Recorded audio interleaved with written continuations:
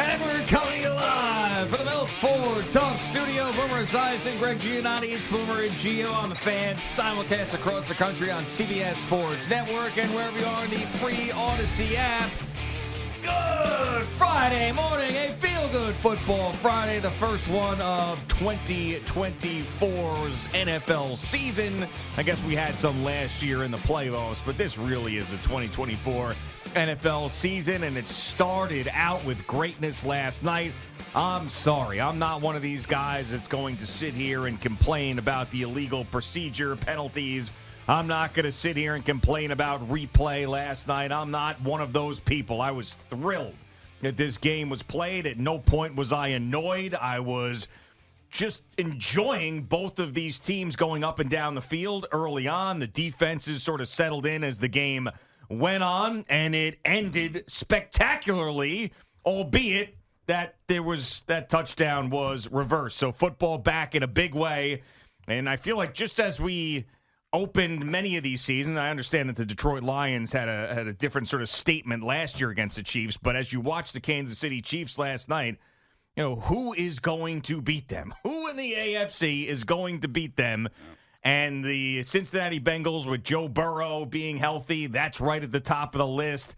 I'll tell you one team that's not. That's the Baltimore Ravens. They're incapable of beating that football team. Good morning, Boomer. How are you? Yeah, good morning, Jay. You know, a little tired this morning, but it's a football Friday, so we're going to power through this today. And I have to say, I'm doing great. And, you know, last year, this game between the Lions and the Kansas City Chiefs is what created this whole lineup situation with the offensive tackles in the game. And I don't want to belabor the point because I think the officials and everybody in the league has been put on notice and on blast. Now, they can say things in the offseason, say, hey, guys, we are going to emphasize making sure that these tackles are lined up on the line of scrimmage and that their head, you know, breaks the plane of the waist of the center. Doesn't matter where your feet are. They don't want them leaning back.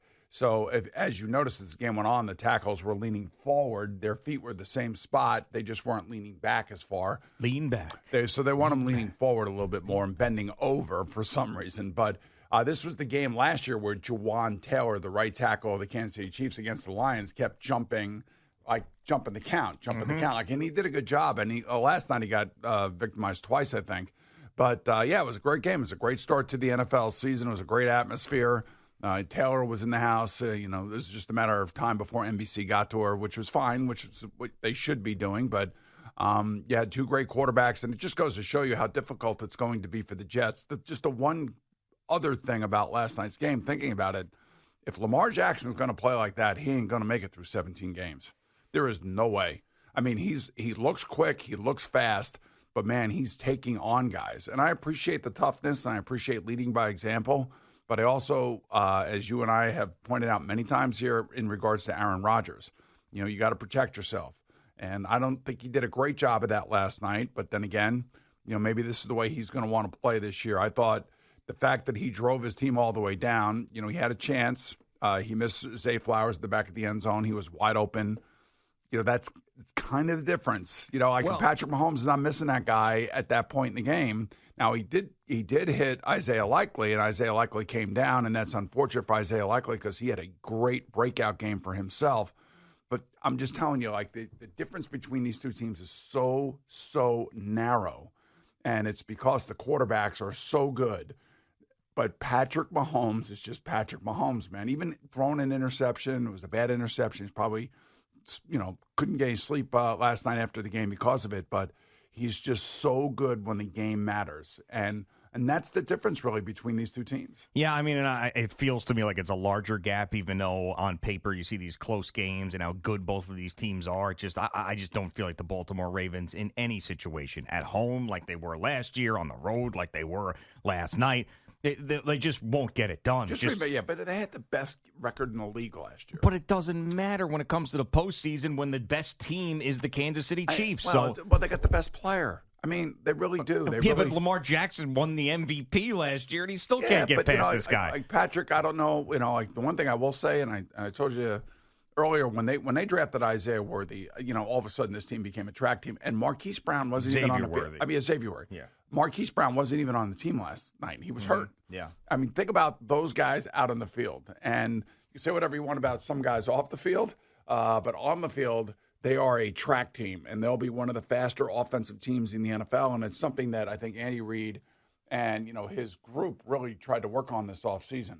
And we saw Xavier Worthy show it last night. Yeah, and I'm glad you brought up the plays leading up to the likely stepping out of bounds play that ended the game with the review, because both of those previous two plays were ones where I thought that, just like you said, if Patrick Mahomes on both of them, because the first one, remember, he overthrew likely in the corner of the end zone, but he had, it felt like a minute back there. If you probably counted out, it was probably 6 or 7 seconds. Yeah. But he had the cleanest pocket, and he had a great look at the end zone. Someone had to have been open, or he should have made a throw there that was better than the one that he made, and then obviously missing Zay Flowers as egregiously as he did prior to that. So, everybody will say, the blade of grass, as Al was saying, but they had two major opportunities in the two previous plays where they didn't get it done. Yeah, well, the important thing is that he got him all the way down the field and got him a chance to at least tie the game, but John Harbaugh was going to go for 2. Yeah, he was calling for 2, and I love that. I love that too, because that's analytics and that's rolling the dice, and you're on the road. It comes down to one play. If it does come down to one play, and you can win the game. A couple weird things last night. Number one, when Roquan Smith, I think it was Roquan Smith, it hits Patrick Mahomes out of bounds. Yeah, and it was Smith is basically saying that Patrick Mahomes flopped. Did you see how hard Patrick Mahomes hit the ground? I That's did. That's not flopping. Right. He was off balance and not expecting it. It didn't look like Roquan Smith really hit him violently. That was literally 2 yards out of bounds, or maybe 3 yards out of bounds. And I was surprised that there was no flag there. So, all right, so the people on the Baltimore side were like, well, that's the right call because he flopped. I don't know. If you're going to protect quarterbacks, that's got to be called. And then, of course, this offensive tackle stuff, and I'm sure coaches are going over it, and I'm sure Green Bay and Philadelphia tonight on Peacock, those coaches are talking to their tackles. You're gonna have to be leaning forward. You can't be leaning back, and there's going to be all of that stuff. And then, the kickoffs last night. You had one team that was willing to play the game, and then the other team that, with Harrison Butker, just kick it out. And I think one of the reasons for that, again, I think it comes down to who you're playing at quarterback. That's what I really think it comes down to. If you're playing Patrick Mahomes, I don't necessarily know that you want to give him the ball on the 30-yard line every time. Yeah, but Lamar Jackson is no slouch. Yeah, but he's not Patrick Mahomes. I get it, but he's the next tier down. So it's not like Andy Reid doesn't respect him. Guys that have gone in there and won, even though Josh Allen didn't win the game back in 2021, he outplayed. He didn't outplay him, but he played toe-to-toe with Patrick Mahomes. They should have won the game. Leslie Frazier, had a brain fart at the end of that game that allowed Kansas City to tie it and then go into overtime. But that Josh Allen had that game won. Yeah. 13 seconds left to go. The game should have been won. And Joe Burrow went in there and went to the Super Bowl. I think, I feel bad for Lamar because the MVPs are there, and hell, I won one myself, so I know what they mean to me as a player and to him as a player. But he is playing in the era of Patrick Mahomes. It's like playing in the era of Tom Brady. The way you get to the Super Bowl is if either gets hurt or something catastrophic happens to the team around him in terms of losing 4 or 5 key players. And I think that's going to be the case for for Lamar Jackson. As long as Patrick Mahomes is upright, he's going to make it difficult on everybody to make it to the Super Bowl. Yeah, it's like playing in the era of Jordan as well. It's sort of like what the Patrick Ewing probably felt. Kind of feel like it's like Phillip Rivers. Ben Roethlisberger did win a Super Bowl, but it just feel like when you're in the era of Manning and Brady, then Aaron Rodgers. But those guys would beat each other. Now I understand that Tom Brady had the advantage, but it's not like Peyton Manning didn't win one of those. Where I feel like Lamar Jackson is just not going to. It's going to be tough, but they are a good team though. And Chris Collinsworth last night was talking about the dual threat that is Derrick Henry and that is Lamar Jackson. And he kept talking about the size of the offensive line and the size of the running back. They are a huge team. Baltimore's a huge team, and they're going to be good. They're going to be tough to beat. That AFC North is going to be a bitch. Those teams are going to be killing each other, and all I could say is that it's going to be tough. Look, the Jets. Think about the Jets now. The Jets got to play the Dolphins. They got to play the Bills. They got to play Of course, Kansas City. Yeah, but their schedule feels manageable. The first overall. 8 games are. Yeah, I mean, but still, that's a lot of the season. No, it's going to be great. It's so great to have it back for real last night. And I was just thinking, like, a lot of those guys in the fourth quarter looked like they were pretty much spent. Yeah, they were gassed because they didn't play, obviously, 4 quarters in a very long time. They haven't come out at halftime and start the third quarter. That's a whole nother set of circumstances that the players got to get used to. But yeah, for all intents and purposes, that was a great opening night game, and it was the stars were aligned for Kansas City, and it had everything, and it came down to the last play. You can't ask for anything better than that. Yeah, and you really wish that the Jets had maybe the NFC to deal with in the postseason as opposed to the AFC, because you get this very small window of Aaron Rodgers and what he is. And let's say he just plays his ass off and the Jets end up being as good as they can be. They still might not make it to the Super Bowl, even with all the talent that they have and the experience and just everything that comes with having Aaron Rodgers as your quarterback, because you've got a dynasty that's just hanging out there in your conference. I will say this, that if Aaron Rodgers plays like Lamar Jackson, not running but throwing, and has the opportunity at the end of the game to hit those guys, I think he probably will. Guys. Yeah. Well, I mean, that's why he was an MVP, and that's why everybody is so jacked up to see him play again. And we all hope to see the guy that we saw, 2 years ago, and even 3 years ago, when he was at the top of his game late in his career. So hopefully that will be the case for the Jets. Yeah, I mean, in the Kansas City Chiefs in a cap era where they've had to pay some guys, have done just an amazing job of keeping that roster competitive. And I think, we focus a lot on Patrick Mahomes, as we should, but, I mean, the fact that they lost Tyreek Hill and have won back-to-back Super Bowls without him. They got the new Tyreek Hill right now, Xavier Worthy. I know, and Xavier Worthy also. So, yeah, he is – you could look at it like that, but you could also look at it like that's – the second they drafted Xavier Worthy, you knew that Kadarius Toney was gone. And if you hear Xavier Worthy speak after the game, he sounds like he is 25 years the elder of Kadarius Toney. He's ready to roll, man. And the other thing, too, Marquise Brown wasn't even on the field. I mean, yeah. And you got Rashee Rice, and like I was saying, he's got some off-the-field issues. But, man, so you could see now he's taken another step. Like he has come up another level, and Isaiah Pacheco is Isaiah Pacheco. The thing I do like about Kansas City is that they actually try to run the ball, and they try to be physical with their offense and with Isaiah Pacheco.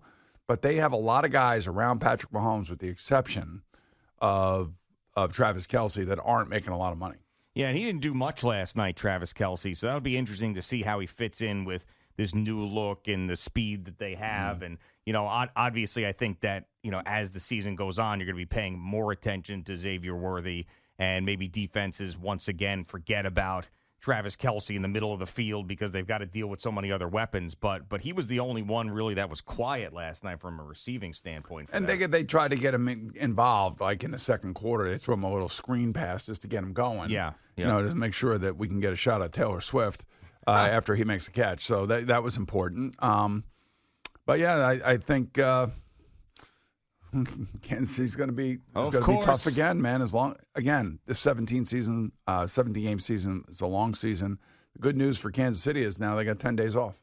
Yeah, I mean, I was thinking about all the stuff that was swirling with the Chiefs last year. Like, they had the Chiefs-aholic guy who was robbing banks, and he got sentenced recently to like 30 years in prison or something. You remember the guys that were frozen in the backyard? The dead frozen Chiefs fans at the end? Remember they showed somewhere in the game, they showed like 3 guys, like all wearing their Chiefs stuff. You thought about the dead guys? I thought about the dead guys in the backyard freezing to death. Right. Yeah, I mean, I think that win was dedicated to those guys in the backyard that froze to death. Then you had the people that froze not to death, but during the playoff game, and then got frostbite. Yeah, you had all of that, and then obviously the millions of Taylor Swift things that were going on. I mean, the Kansas City Chiefs have just been. I mean, they're it. They are the alpha. They are the mountain. Everybody's trying to climb. They're the Patriots. They've become the Patriots. They found their guy. With controversy too around them. Right. The other guy I worry about too. We talk about Lamar. Is Josh Allen going to get there? Well, do you think Josh, to me, Like Josh is great. He's like Lamar. He's impossible to defend because you never know what he's going to do. But is the wide receiving crew around him as good as the wide receiving crew around Patrick Mahomes? No. I mean, it's unproven. You know the answer to that. It's unproven. We know how fast Xavier Worthy was. I didn't, and we knew that he was good at Texas. But watching him last night, take the reverse and just put it in another gear. I mean, that's stunning. That's a stunning play. That's an explosive play that not very many players in the league can do. And you couple that with Patrick Mahomes' ability just to make plays when there's nothing there. I mean, and when he steps up, like he'll run, but he's not going to take off like Lamar. He's always going to keep his head down the field and his eyes down the field. And he is going to be a bitch for everybody this year with those wide receivers around him. Yeah, best in the game in his prime in the middle of a dynasty with a head coach who's as good as it gets. I mean, good luck.